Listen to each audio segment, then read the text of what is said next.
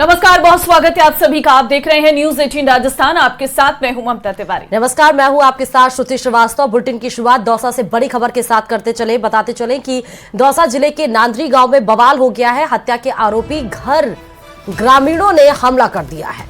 हत्या के आरोपी के घरों में लगाई है ग्रामीणों ने आग। मौके पर पहुंची पुलिस पर भी पथराव किया गया है। गाड़ियां भी तोड़ी गई है। दमकल की गाड़ियों को भी ग्रामीण रोकने का प्रयास कर रहे और मेहंदीपुर बालाजी थाना पुलिस गांव में पहुंची है। 5 दिन पहले गांव की एक महिला की हत्या हुई थी।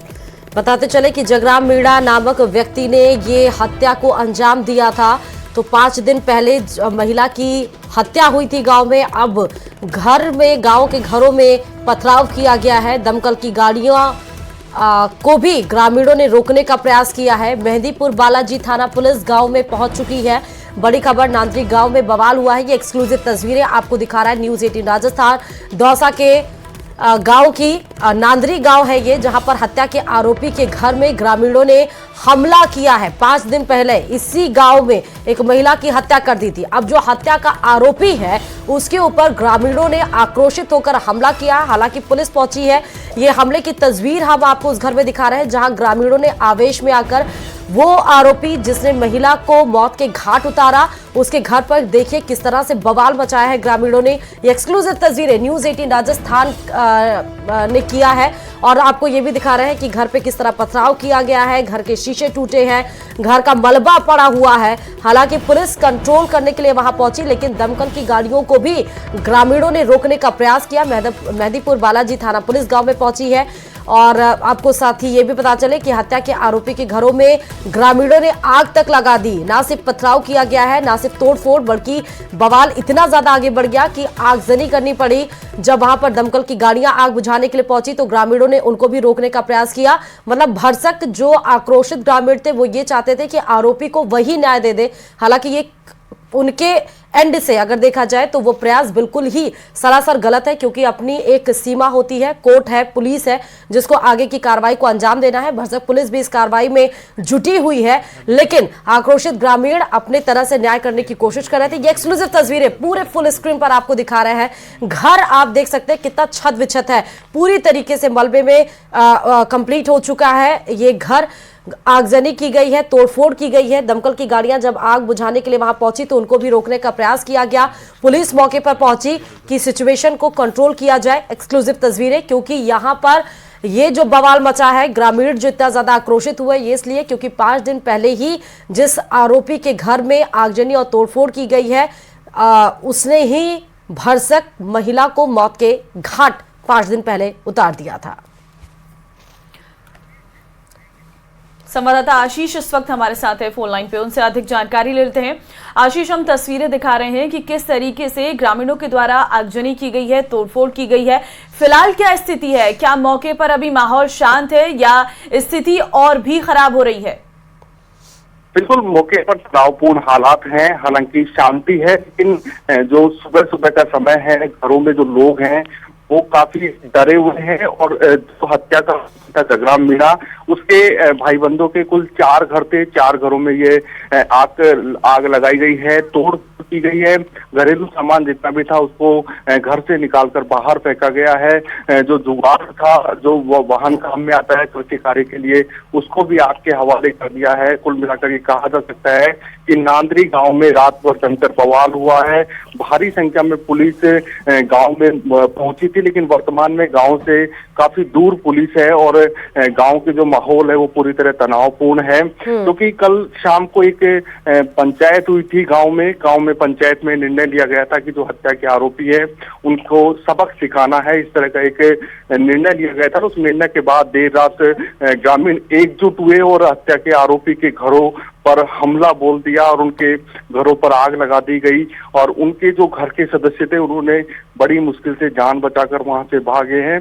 और मौके की बात करें तो जो घरों के अंदर की जो पट्टियां होती है, जो छत होती है, उसको भी ग्रामीणों ने तोड़ दिया है। इस घटनाक्रम में वर्तमान में जो 4 घर हैं हत्या के आरोपी के, वहां एक भी सदस्य मौजूद नहीं है। संभवतः पुलिस सुरक्षा के दृष्टिकोण से उन्हें किसी सुरक्षित स्थान पर लेकर गई है। वहीं जो तांडव मचाने वाले जो ग्रामीण हैं उन्होंने रात भर ये तांडव मचाया है। कुछ ग्रामीण इस घटनाक्रम में झुलस भी गए थे, जो सिखाई अस्पताल में आए थे, लेकिन जैसे ही उनको ये सूचना लगी कि पुलिस यहाँ पर आ रही है तो वो बिना इलाज कराए यहाँ से फरार हो गए हैं। अब पुलिस आरोपी हैं जो गांव वालों ने तांडव मचाया है उनकी तलाश कर रही है। करीब आधा दर्जन से अधिक लोगों को पुलिस ने डिटेन किया है, उन्हें मेहंदीपुर बालाजी थाने ले जाया गया है। आशीष, अभी क्या पुलिस, जो ग्रामीण कल जिन्होंने उत्पात मचाई, फिलहाल वो फरार है, पुलिस उन तक पहुंच जाएगी, लेकिन जो आरोपी है उनका क्या हाल है? बिल्कुल, जो आरोपी हैं, जो इस घटनाक्रम में जो आरोपी जगराम मीणा को पुलिस ने पहले ही गिरफ्तार कर लिया था, वो मेहंदीपुर बालाजी थाने की कस्टडी में है। लेकिन जगराम मीणा ने एक महिला की हत्या कर दी थी, इस कारण उसको गिरफ्तार किया गया था। अब जगराम मीणा के कुल 4 घर हैं, उन 4 घरों में गाँव वालों ने हमला बोला जमकर तांडव मचाया है। इसमें जो आरोपी जगराम मीणा था, जो हत्या का आरोपी था, उसके परिजनों को सुरक्षित पुलिस ने कहीं पर भिजवाया है। और जो रात के घटनाक्रम में जो कानून हाथ में लेने वाले जो ग्रामीण थे, वो अब पुलिस से बचकर भागने की कोशिश कर रहे हैं। रात को इस पूरे घटनाक्रम को अंजाम देते समय लेकिन क्या ये आशीष पता चल पाया कि जब वो आरोपी पुलिस की कस्टडी में है तो ग्रामीणों ने इतना उत्पात क्यों मचाया, घर वालों के ऊपर या घर के ऊपर? बिल्कुल, ये एक बड़ा, क्योंकि इन्होंने पंचायत कर ली थी, उनको पूरे परिवार को सबक सिखाने के उद्देश्य से ये पूरा घटनाक्रम किया है। तो निश्चित रूप से कानून अपने हाथ में लिया है, क्योंकि कानून अपना काम कर चुका था। जो आरोपी था उसको पुलिस गिरफ्तार कर चुकी थी, बाकायदा प्रेस कॉन्फ्रेंस के जरिए खुलासा कर चुकी थी, लेकिन उसके बावजूद भी उनके परिजनों को इस तरह की घटनाक्रम को सामना करना पड़ा, उनके लोगों को जान बचाकर भागना पड़ा।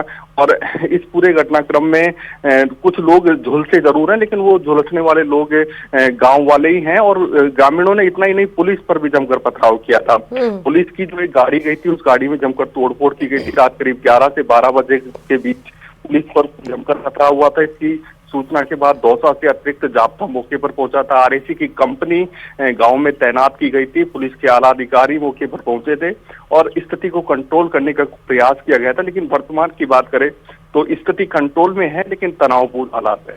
आशीष, कितना नुकसान हुआ है? क्योंकि हम देख रहे हैं तस्वीरों में हर तरफ आग नजर आ रही है, घर का पूरा सामान जला नजर आ रहा है और यहाँ तक कि तोड़फोड़ की गई है। कुछ टीवी भी हमें बाहर पड़ी नजर आ रही है तस्वीरों में। बिल्कुल, जो घरेलू सामान होते हैं, एलईडी है, सिलेंडर है, ये सब घर से बाहर फेंके गए हैं। उनमें जमकर तोड़ की गई है। घर को आग के हवाले किया गया है। जो घरेलू अनाज है उसको जलाया गया है। साथ ही जो घर के ऊपर की छत होती है उसको भी किसी हथौड़े इनसे तोड़े हैं, क्योंकि छत को तोड़ना ऐसा कोई काम होता है, लेकिन उसके बावजूद भी बिल्कुल आशीष, ये साफ नजर आ रहा है कि ग्रामीणों में जो आक्रोश था उसकी ये बानगी, ये तस्वीरें हमें दिख रही हैं। आशीष, आपसे अपडेट लेते रहेंगे। फिलहाल आपका बहुत धन्यवाद तमाम जानकारी देने के लिए। और बाना से एक बड़ी खबर आपको देंगे, जहां पर तालाब पाड़ा क्षेत्र में फायरिंग हुई है। देर रात फायरिंग की घटना से दहशत मची है। बताते चले कि फरीद कबाड़ी के घर पर 5 से 6 राउंड गोलियां चलाई गई। एसपी राजकुमार चौधरी मौके पर पहुंच गए और मौका मुआयना कर रहे हैं। तो फरीद कबाड़ी के घर पर 5 से 6 राउंड फायरिंग की गई है और देर रात फायरिंग की घटना से पूरे इलाके में दहशत जैसा माहौल फैल गया है। 12 से ये खबर आपको बता रहे हैं, तालाबपाड़ा क्षेत्र में फायरिंग की एक खबर है। विपिन हमारे संवाददाता इस खबर पर जुड़े हुए हैं। विपिन, फायरिंग की घटना को क्यों अंजाम दिया गया देर रात? जी बिल्कुल, घटना के पीछे का कारण अभी तक निकल कर नहीं आया है। हालांकि एसपी जो है वो भी देर रात वहां पे पहुंचे थे, मौका मुआयना के आसपास पूछताछ की है। लेकिन जो प्रथम दृष्टया जो सामने आया है वो ये नजर आ रहा है कि एक वसीम प्लाट युवक बताया जा रहा है फायरिंग के पीछे, जो 2 दिन पूर्व भी जेल से छूट कर आया है। और जो युवक जिसके घर के बाहर फायरिंग हुई है, 7-8 राउंड फायरिंग हुई है, वो फरीद कबाड़ी बताया जा रहा है। और इन दोनों का पुराना कोई विवाद है और इसी विवाद के चलते, लड़ाई झगड़े का विवाद है, इसी विवाद के चलते जो है उसने देर रात जो है घर के बाहर आया और से जुड़ा कहीं ना कहीं ये पूरा मामला है। विपिन, बहुत धन्यवाद आपका तमाम जानकारी देने के लिए। चलिए, जयपुर से बड़ी खबर आपको इस बीच बता रहे हैं, जहां पर ऑर्गन ट्रांसप्लांट और तस्करी से जुड़ी ये खबर है। मैड सफर कंपनी का डायरेक्टर और कर्मचारी गिरफ्तार कर लिए गए हैं इस मामले में। डायरेक्टर सुमन जाना, कर्मचारी सुखमय नंदी अरेस्ट किए गए हैं और जयपुर पुलिस कमिश्नरेट ने पश्चिम बंगाल से इन्हें पकड़ा है। फोर्टिस अस्पताल ने मेड सफर कंपनी से किया था एमओयू और कंपनी के जरिए ही डोनर रिसिपेंट लाने का एमओयू जो है वो दिया गया था। धोखाधड़ी से मानव अंगों की खरीद फरोख्त होती थी। और अब तक 3 बांग्लादेशी समेत 8 आरोपी गिरफ्तार हो चुके हैं इस मसले में। तो आपको बता रहे हैं डायरेक्टर सुमन जाना, कर्मचारी, इन सबको गिरफ्तार कर लिया गया है। पुलिस, जयपुर पुलिस कमिश्नरेट ने पश्चिम बंगाल से इनको पकड़ा है। बताते चले कि जो कंपनी के जरिए जो डोनर रेसिपिएंट थे, यानी कि जिनको देना था, उनको एमओयू के जरिए लाया जाता था, फिर उनसे ऑर्गन ट्रांसप्लांट कराया जा रहा था। तो मतलब कि टॉप मैनेजमेंट से लेकर नीचे कर्मचारी तक सबकी मिली भगत थी। लेकिन जब इसका भांडाफोड़ हुआ तो धीरे धीरे पुलिस इसमें कार्रवाई करते हुए एक एक लिंक को जोड़ते हुए मेन जो इसका जो मामले का जो पूरा फसाद जिसने रची थी ये पूरी गणना उन तक पहुंचने की भरसक कोशिश करी और इसमें गिरफ्तारी लगातार हो रहे हैं। चलिए, जयपुर में शुद्ध आहार मिलावट पर वार अभियान के तहत खाद्य सुरक्षा विभाग प्रदेश के अलग अलग जिलों में खाद्य पदार्थों के साथ पेय पदार्थों की भी जांच कर रहा है। प्रदेश भर के फूड सेफ्टी अधिकारी फैक्ट्रियों का निरीक्षण करने के अलावा साफ सफाई पर भी गौर कर रहे हैं। किस तरह, देखिए इस रिपोर्ट में।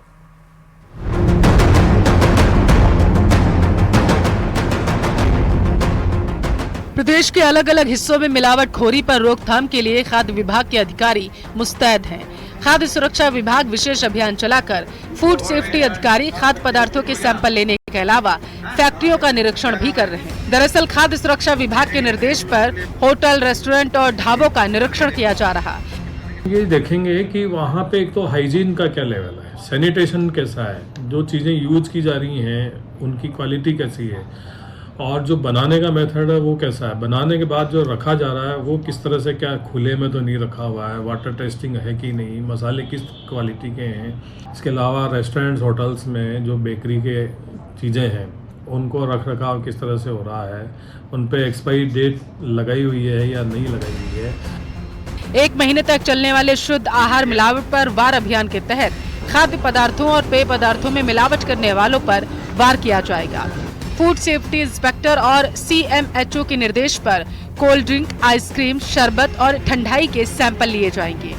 शीतल पेय में कई सारी चीज़ें मिलाई जा सकती है। हानिकारक पदार्थ हो सकते हैं, कृत्रिम रंग हो सकते हैं, हानिकारक रंग हो सकते हैं, कुछ जगह पर पेस्टिसाइड्स हो सकते हैं और एक्सपायरी वाले रंग और कलर्स और चीज़ें उसमें डाली जा सकती है। इस तरह ये ढेर सारी चीज़ें हैं जो कि देखनी होती हैं। इसके अलावा जो पानी यूज किया जा रहा है उसकी टेस्टिंग रिपोर्ट है कि नहीं, उसकी यूज किस तरह का है, फिर बनाने के बाद में उनके रखने का किस तरह से है, डिस्ट्रीब्यूशन में हाइजीन और सैनिटेशन के मानकों का प्रयोग हो रहा है कि नहीं।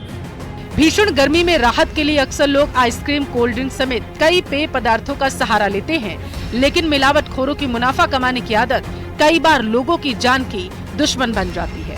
जयपुर से न्यूज़ 18 राजस्थान के लिए सौरभ गृहस्थी की रिपोर्ट।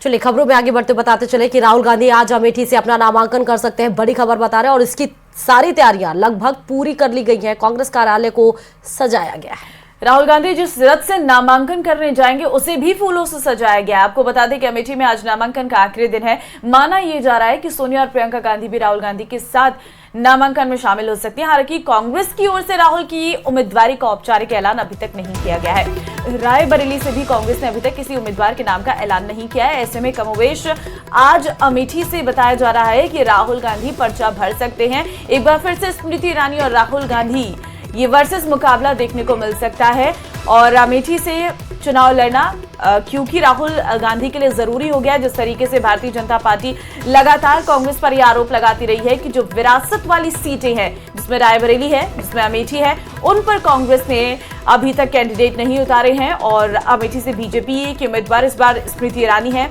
ऐसे में एक बार फिर से देखना होगा कि ये मुकाबला कितना दिलचस्प हो जाता है। अगर राहुल गांधी आज पर्चा भरते हैं तो ये लड़ाई और ज्यादा दिलचस्प मोड़ लेगी।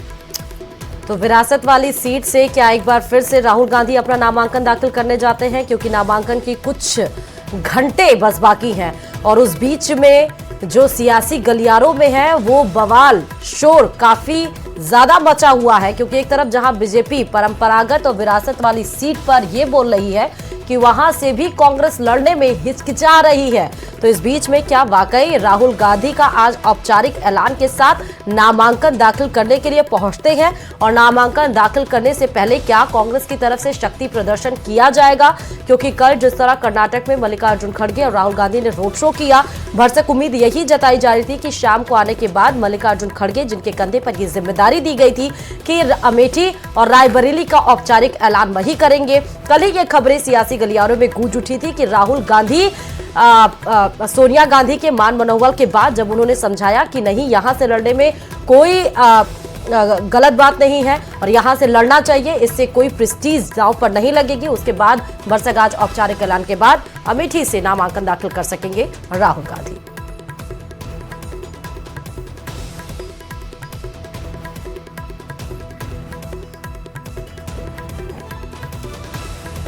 अमित शाह ने राहुल और प्रियंका के यूपी में चुनाव लड़ने को लेकर भी निशाना साधा। उन्होंने कहा कि राहुल और प्रियंका अपनी पुश्तैनी सीट पर भी चुनाव लड़ने का आत्मविश्वास खो चुके हैं और कांग्रेस पूरी तरह से कंफ्यूज है। ये लोग आत्मविश्वास खो चुके हैं। शाह की तरफ से ये बड़ा बयान दिया गया है। पुश्तैनी सीट पर भी आत्मविश्वास नहीं है। दरअसल आपको बता दें कि न्यूज 18 से एक्सक्लूसिव बातचीत में ये बड़े बयान अमित शाह की तरफ से दिए गए हैं। राहुल गांधी और प्रियंका गांधी जी का कभी हाँ कभी ना, कभी लड़ रहे हैं कभी नहीं लड़ रहे हैं, अभी कुछ सुनने में आ रहा है कि शायद अब नहीं लड़ रहे हैं, इसको कैसे देखते हैं आप? देखिए, ये लोग आत्मविश्वास गवा बैठे हैं। अपनी पुश्तैनी सीट से भी लड़ने का आत्मविश्वास नहीं है।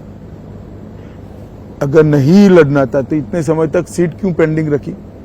किसी कार्यकर्ता को दे देते तो कम से कम वो जनसंपर्क तो कर सकता था। ये कंफ्यूजन जो है कहीं न कहीं लैक ऑफ सेल्फ कॉन्फिडेंस को दिखाता है। और क्या आपको पता है कि जोधपुर शहर को सूर्य नगरी के नाम से पहचाना जाता है? यहाँ गर्मियों में तापमान 50 डिग्री के पार चला जाता है और हर साल हीट एक्शन प्लान तैयार किया जाता है। इस बार गर्मी कम करने के लिए बनाया धांसू प्लान खूब कमाल कर रहा है। देखिए ये रिपोर्ट। जब जमीन धधक रही हो, आसमान से आग बरस रही हो, तब इंसान की इकलौती ख्वाहिश सिर भर छांव होती है। कहीं वो छांव मिले और जलती चुभती और झुलसा के रख देने वाली गर्मी से निजात मिले। लेकिन जोधपुर नगर निगम की पहल पर चलाए जा रहे कूलिंग स्टेशन पर पहुंचते ही सन सिटी के बाशिंदे निहाल हो जाते हैं। कबीर नगर में लगा पहला कूलिंग स्टेशन काम भी करने लगा है। कूलिंग स्टेशन में मिस्ट फैन और खस के पर्दे लगाए गए हैं। रोशनी, पंखे और स्प्रिंकलर की सुविधाएं हैं। विंड टॉवर गर्म हवा को ऊपर की तरफ बाहर निकालता है। पीने के पानी, ORS और प्राथमिक चिकित्सा किट मौजूद है। कूलिंग स्टेशन की छत पर सोलर रिफ्लेक्टिव पेंट किया गया है। इसकी वजह से कूलिंग स्टेशन में लगभग 5-6 डिग्री तक तापमान कम हो जाता है। गर्मी की रात के लिए बहुत अच्छा बनाया गया है। और मैं भी कहीं जा रहा था रास्ते में, तो मैंने देखा कूलिंग स्टेशन क्या है, तो 2 मिनट में देखते थे तो कूलिंग स्टेशन देख रहे हैं, तो ये तो मतलब एसी से भी बेहतर है सर। कूलिंग स्टेशन लगने से बहुत सारे फायदे हैं कि देखो सड़क पे जा रहे हैं, गर्मी पड़ती रहती है, तो आके बैठ जाते हैं, विश्राम आधे घंटे से आराम कर लो, फिर निकल जाओ। बहुत व्यवस्थित जगह है और ये चाहते हैं गवर्नमेंट से कि भाई जगह जगह ये चीजें खुलनी चाहिए। कूलिंग स्टेशन न सिर्फ झुलसा देने वाली गर्मी से निजात देता है, बल्कि गर्मी से संबंधित स्वास्थ्य समस्याओं को भी कम करता है। बेघर व्यक्तियों, यात्रियों और अनौपचारिक क्षेत्र में काम करने वाले लोगों के लिए ये लाभदायक साबित हो रहा है। तभी नगर निगम के इस धांसू प्लान की खूब चर्चा हो रही है। न्यूज 18 राजस्थान के लिए जोधपुर से रंजन दवे की रिपोर्ट।